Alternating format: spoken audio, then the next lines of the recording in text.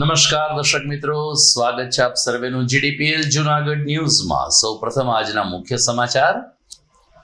જુનાગઢ અને ગીર સોમનાથ સહિતની રેન્જમાં ભેળસેળિયા તત્વોને ચેતી જવા રેન્જ આઈજીની ચેતવણી।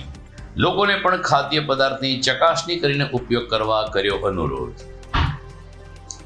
રાજ્યની જિલ્લા પંચાયતોમાં મુદત પૂરી થતા તમામ પંચાયતનો ચાર્જ જિલ્લા કલેક્ટરને સોંપાયો। જુનાગઢ પંચાયત પ્રમુખ હરેશ ઠુમ્મરે પ્રજા અને સરપંચ સહિતના સૌનો આભાર માન્યો।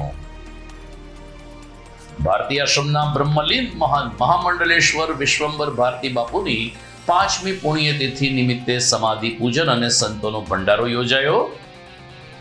અને આવતીકાલથી ચૈત્રી નવરાત્રી અંબાજી વાગેશ્વરી મંદિર સહિતના માયસ્થાનોમાં વિશેષ દર્શન, પૂજા, શણગાર અને બેઠા ગરબા દ્વારા થશે જગતજનનીની આરાધના।